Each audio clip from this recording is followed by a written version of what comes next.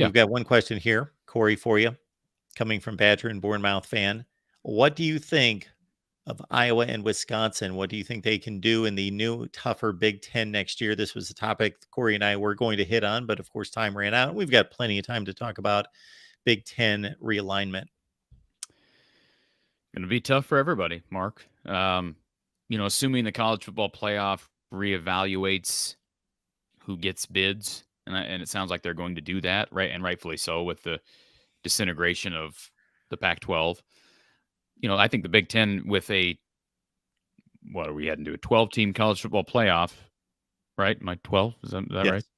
They're a 12-team college football playoff with the Big Ten and the SEC dominating at the top. Boy, I could see a scenario where each conference gets 4 teams in some years. Is that fair? Yes. Okay. So if like I said before, regardless of Oregon, Washington, USC, UCLA, I think, and this goes back to aspirations and goals, but I think college football has become so laser focused in on who makes the Final Four. In the future, it'll be who makes the Final 12. Whether that's good or bad, it's going to be the same for schools like Iowa and Wisconsin. It's going to be a lot easier to make the college football playoff than it will be to win the conference. So if Iowa's going to win a conference title outright for the first time since 1985, they better do it this year, because they may never do it again. And never, I know, is a strong word, but it's going to be really, really hard when you think of the powers that be, Mark. Ohio State, Michigan, Penn State, USC, Oregon, Washington, Penn State, Michigan State. I mean, just go down the list, and then you have all the teams that are right there neck and neck with Iowa year in and year out, like Minnesota, like Wisconsin. It's going to be fascinating to see how it works out. I'm anxious to see how the schedules change and adjust, because when this news initially broke earlier in the week, Mark, or last week, I had made the comment on my live show, I'm assuming this is going to happen in 25. Well, not the case. This is happening next year. So I like that. I like that, because I hate when we get we got the USC UCLA announcement with the wait 2 years. So I like the fact that it's next year, but I'll be anxious to see how the schedules change. I guess they have to overhaul the schedules, right? Yes. This Flex Protect Plus thing that you really liked. Boop, bye. Well, maybe not. Well, I think it has to. Well, the schedule has to change, but that concept can still be implemented.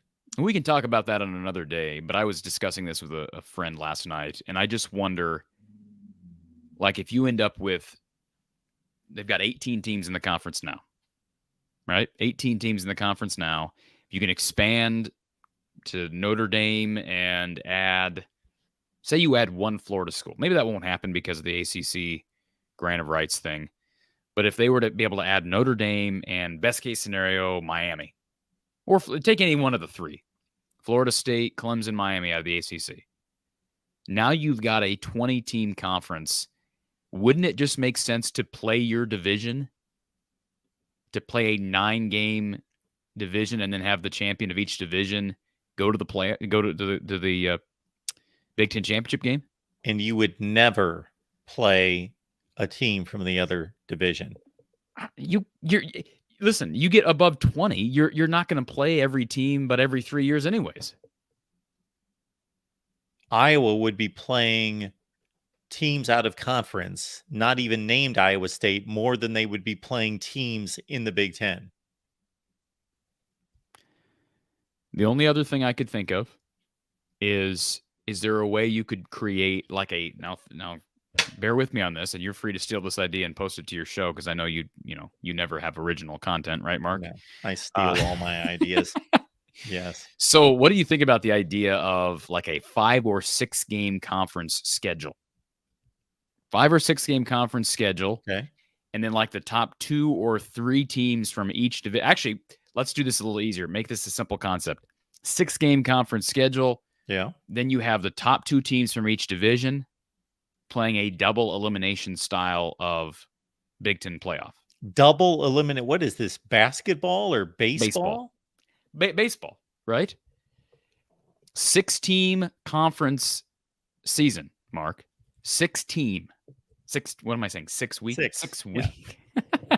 6-week conference schedule. So that means you get, as opposed to expanding to a 10-game conference schedule, now you have, again, top 2 teams from each division seated up against their counterpart from the opposite division, and a double elimination. And then you fill the season and then everybody else plays each other based on who doesn't make the 4-team Big Ten playoff. So suddenly we go from a situation in which schedules have to be made 10 years in advance for people to plan to go to scheduling games like 10 days in advance. Yeah, that's correct. You're still going to have like 8 games in the schedule, Mark. You're going to have. I haven't thought it through, but I'm not hating it. I'm not. I would be open to looking into that a little bit more. Okay, I'll take that. So again, you're going to eventually play 9 conference games, correct? That would be correct. But 6 are predetermined, scheduled. And then the final 3, you're playing the like-seeded placed team in the other division. Correct. And then, of course, the winner of that game, the winners of those 2 games would play each other. Okay. And the winner of that game would get a week off, while the loser of that game would play the winner of the loser's bracket game. Okay. If you have 9 team divisions and you're only playing 6 games. No, I said 10. I said 10 team divisions. Okay. Got it. 10 team divisions. And you're playing 6 teams in your division. Correct?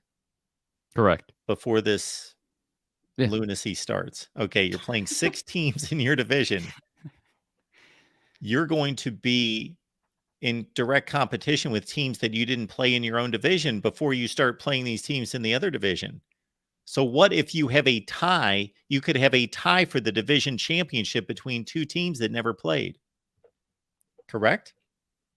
The top 2 from the division make the Big Ten Final Four.